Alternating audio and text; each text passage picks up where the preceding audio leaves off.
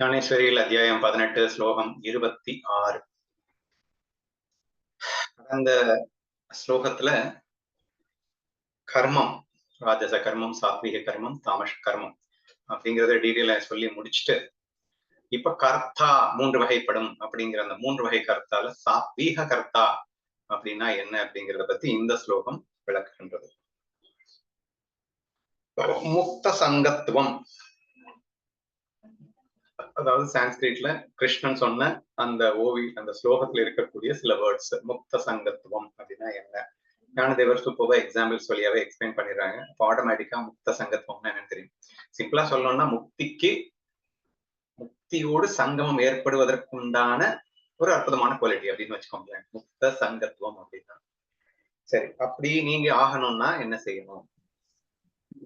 மலையா பர்வதத்தில் வளரும் உத்தம சந்தன விருட்சத்தின் கிளைகள் பழங்களை பழுத்து தர வேண்டும் என்னும் ஆசையை ஒழித்துவிட்டு தீர்க்கமாக நீண்டு வளர்வது போலே பழங்கள் பழுத்து தராததாயினும் வெற்றி கொடி.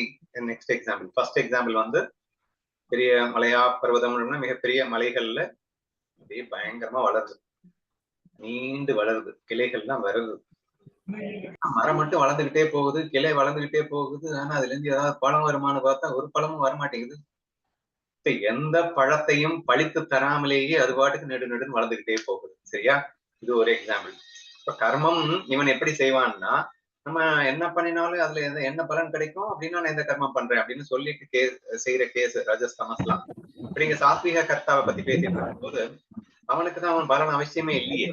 அப்போ ஆட்டோமேட்டிக்கா அவனுடைய அந்த செய்கையானது, கர்த்தா அப்படிங்கிற அந்த செயல் அப்படிங்கிறது பலனை எதிர்பாராமல் இருக்கும்னு சொல்றதுக்காக இந்த எக்ஸாம்பிள் சொல்லித்தாரு. First example.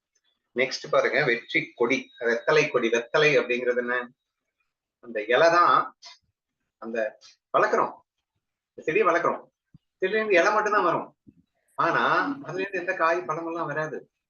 ஆனா அந்த காய் பழம் வரல அப்படிங்கிறதுக்காக அந்த வெத்தலை கொடி அப்படிங்கிறது வேஸ்ட்னு சொல்ல முடியுமா? சந்தன மரத்துல இருந்து எந்த பழமும் வரல அப்படிங்கிறதுக்காக சந்தன மரத்தை வேஸ்ட்னு சொல்ல முடியுமா? டேய், அது எதுவுமே வரலன்னாலும் அந்த மரமே பலன் தான்டா. வெத்தலை கொடியில இருந்து எதுவுமே வரலன்னாலும் அந்த கொடியே பலன் தான்டான்னு சொல்லுவோம் இல்லையா? சோ அந்த மாதிரி இந்த சாத்வீக கர்த்தா அப்படிங்கிறவன் இவன் பலனை எதிர்பாராமல் செய்வதனாலேயே இவன் முக்த சங்கத்துவமாக இருக்கின்றான், முக்திக்கு தகுதி வாய்ந்தவனாக இருக்கின்றான், முக்தன் ஆவதற்கு முழு தகுதியை பெற்றவனாக இருக்கின்றான் என்று நீங்கள் புரிந்து கொள்ள வேண்டும். First point. சரியா? பழங்கள் பழித்து தராததாயினும் வெற்றிலை கொடி சார்த்தகமாவது போலும் பலனை பழித்து தராதவையாய் இருக்கப்பட்ட நித்திய நைமித்திய கர்மங்களை சாத்வீக கர்த்தா செய்து கொண்டிருப்பான். சோ இந்த ரெண்டு செடிகள், சந்திரமும் வெத்தலைக்கூடிய எக்ஸாம்பிள் மாதிரிதான் சாத்வீக கர்வா. எந்த சாத்வீக கர்த்தா எந்த பலனை எதிர்பார்க்காம செயல்களை செய்து கொண்டிருப்பான். ஆனால் இவை பலனை பழித்து தராததால் விபலங்கள் அப்படின்னா வியர்த்தமானவைகள், அது வேஸ்ட்ன்னு நினைச்சாதீங்க அப்படிங்கிறாரு. வேஸ்ட் ஆஹா, இவை பல சாதனங்களாயிராமல் பலனாகவே இருப்பதால் இவற்றினின்று வேறு பலன் எப்படி உண்டா? இதுல இருந்து இன்னொரு பலன் கிடைக்கணும் அப்படிங்கிறது இல்ல, இதுவே பலனா இருக்கு, அப்புறம் இன்னொரு பலன் எப்படி கிடைக்கும்? ஒரு பலனுக்காக நீ ஒண்ணு வேற ஒர்க் பண்ணிட்டு இருக்க அப்படின்னு சொன்னா இந்த ஒர்க்ல இருந்து அந்த பலன் கிடைக்கும்னு சொல்லலாம். ஒர்க் பண்றதே பலன் ஆயிடுச்சுன்னா அப்புறம் வேற என்ன பலன் கிடைக்கும்? சோ பலன் எதுவுமே கொடுக்கவில்லை என்பதற்காக பலன் இல்லை என்ற அர்த்தம் அல்ல. ஏனென்றால் அவர்கள் செய்வதே பலன்தான். மரம் வளர்வதே சந்திர மரத்திற்கு பலன் தான். வெற்றிலை கொடி காய்ப்பதே இந்த கொடிக்கு பலன், நமக்கு அது பலனாகத்தான் இருக்கிறது அப்படிங்கிற மாதிரி முக்த சங்கத்துவம்ன்ற சான்ஸ்கிரிட் வேர்டுக்கு ஞானதேவர் கொடுத்த விளக்கம். இன்னொன்னு அகம்வாதித்துவம் அப்படின்னு ஒரு சான்ஸ்கிரிட் வேர்டு. அது என்ன எக்ஸாம்பிள் சொல்றேன்னு பார்ப்போம். இவன் மிக்க ஆதரவுடன் கர்மங்களை செய்து வைத்தாலும் வர்ஷா காலத்து மேகம் இடிக்காமலும் ஏராளமாய் மலையை பொழிவது போலே தான் அவற்றை செய்து வைத்ததாக மதியான். ஒண்ணுங்க, ரொம்ப கன்ஃபியூஸ் ஆக வேணாம். அகம்வாதம் அப்படின்னா தெரியும், ஈகோ தான் சொல்றாரு. அனகம்வாதித்துவம் அப்படின்னா அவன் செய்கின்ற செயல்ல ஈகோ இருக்காது அப்படின்றத சொல்றாரு. சரியா? இதுக்கு என்ன எக்ஸாம்பிள் காட்டியிருக்காரு? இப்போ வருஷா காலத்து மேகம் இடிக்காமலே மழை பெய்யுது. மற்ற நாட்கள்ல பாத்தீங்கன்னா ஓகன் பயங்கரமா இடிக்கும், கடைசியில மழையே காணாம போயிடும். அப்படின்னா பிரகடனம் பண்றது, நான் அப்படியாக்கும், நான் இப்படியாக்கும், நான் அதை செய்வேனாக்கும், இதை செய்வேனாக்கும்னு சொல்லிட்டு செய்பவன் அல்ல இவன். இவன் செய்து விட்டதை இவன் செய்வதாகவே எண்ணுவதில்லை அப்படிங்கிற எக்ஸாம்பிள சுட்டி காட்டுறதுக்காக சொல்றாரு. ஃபர்ஸ்ட் எக்ஸாம்பிள் என்ன? வருஷா காலத்து மேகம் இடி இடிக்காமல் ஏராளமாக மழை பொழிவது போல தான் அவற்றை செய்து வைத்ததாகவே அவன் மதியான், நான் தான் பண்ணேன் அப்படின்னு ஃபீலிங் வந்து இருக்காது. அன்றியும் பரமாத்மாவாகிய ஆராத்திய தேவதைக்கு சமர்ப்பிக்கத்தக்கவையான கர்மா லாபங்களை செய்து வைக்க வேண்டுமே என்று கருதி இவன் கர்மங்கள் செய்வதற்கு ஏற்பட்டுள்ள காலம் தவறிப்போகா விடாதவனாகவும் தேக சுத்தியை சம்பாதித்துக் கொண்டவனாகவும் எந்த கர்மத்தை எந்த விதமாய் செய்ய வேண்டும் என்று நிர்ணயித்துக் கொள்ள சாஸ்திரத்தையே பிரமாணமாக கொண்டவனாகவும் இருப்பான். டசன்ட் மீன் இவன் வந்து எந்த ஒரு கர்மத்தையும் செஞ்சுட்டதுக்கு அப்புறம் நான் செஞ்சுட்டேன் அப்படின்னு இவன் சொல்ல மாட்டான் அப்படிங்கிறதுனால கர்மம் செய்யறதுல ஏதோ ஸ்ரத்தை இல்லாம இருப்பான் அப்படின்னு நமக்கு தோணும். ஆமா, நான் செய்யலன்ற ஃபீலிங்ல பண்றவன் என்னத்த பண்ணுவான், மனசுங்க ஏதாவது பண்றேன்னு பண்ணுவானா? அப்படி இல்லப்பா. இந்த ஈஸ்வரனுக்கு பலனை கொடுக்க வேண்டும் என்பதற்காக இது ஈஸ்வரன் எனக்கு நிர்ணயித்திருக்கின்றன. அதாவது அந்த வார்த்தை அப்படியே பேசுறேன். பரமாத்மாவாகிய ஆராத்திய தேவதைக்கு சமர்ப்பிக்கத்தக்கவையான கர்ம கலாபங்களை பரமாத்மாவாகிய அல்லது நமக்கு என்ன சிம்பிளா குருன்னு சொல்லிடலாம்.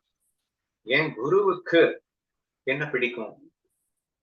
அப்போ அவருக்கு பிடிக்க எல்லா செயல்களையும் நான் செய்வேன். எதற்காக? நான் அவருக்கு சமர்ப்பணம் பண்றதுக்காக நான் செய்யறேன். அவருக்கு சேவை பண்றேன், அவருக்கு பிடிச்ச எல்லா விஷயங்களையும் பண்றேன், அவருக்கு சமர்ப்பிப்பதற்காக பண்றேன்.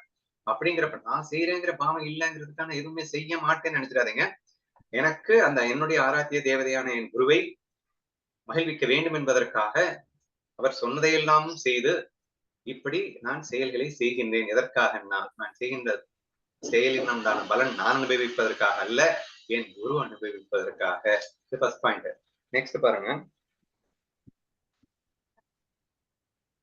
இவன் காலங்கள் செய்வதற்கு ஏற்பட்டுள்ள காலம் தவறி போக விடாதானாக. அதே மாதிரி நான் செய்யறேன்ற பாவம் இல்லாம பண்றேன்றவன் அசால்ட்டா இருப்பான்னு அர்த்தம் இல்ல. ரைட் டைம்ல என்ன செய்யணும்? என் குருவுக்காக செய்ய வேண்டியது அது எந்த ரைட் டைம்ல செய்யணும், அந்த ரைட் டைம்ல நான் பண்ணிடணும் அப்படிங்கிற ஃபீலிங் அவனுக்கு நிறையவே இருக்கும். Next point. தேக சுத்தியை சம்பாதித்து கொண்டவனாகவும். தேக சுத்தி அப்படின்னா சித்த சுத்தி அப்படின்னு சொல்லுவாங்க. மனசுக்கு சொல்றது. தேக சுத்தி அப்படின்னா செய்யும் செயல்களை எதை செய்ய வேண்டும் அதை செய்வது தேகத்துக்கு உண்டான சுத்தியாக இருக்கின்றது. அப்ப நித்திய நைமித்திய கர்மங்களே அவன் செய்தே ஆக வேண்டும் அல்லவா? அதே தேக சுத்திக்காக அப்படிங்கிற ஃபீலிங்ல நான் மனுஷனா அந்த உடல்ல எடுத்துட்டேன்னா எனக்கு நித்திய நைமித்திய கர்மங்கள் உண்டு. நான் ஞானியே ஆனாலும் நான் அதை பண்ணிதான் ஆகணும்னு ரொம்ப தெளிவா சொல்லிட்டாரு ஞானதேவரே. அப்படிங்கிறப்ப அதையும் நான் பண்ணுவேன். அதை விட ரொம்ப முக்கியமா எதை செய்யணும் எதை செய்யக்கூடாதுங்கிறத சாஸ்திரத்தை பிரமாணமாக எடுத்துக்கொண்டே குரு அப்படித்தானே சொல்லியிருக்காரு. சாஸ்திரத்தை பிரமாணமா வச்சுதான் நீ பண்ணணும் அப்படின்னு சொல்லியிருக்காரு. சோ சாஸ்திரத்தை பிரமாணமாக கொண்டு இந்த ஈகோவே கிடையாதுன்னு அர்த்தம்.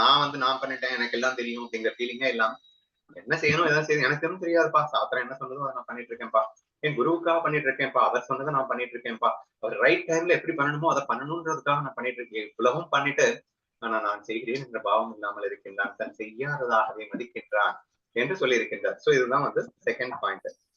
நெக்ஸ்ட் திருப்தி உற்சாகங்கள் பாராட்டியிருக்கு.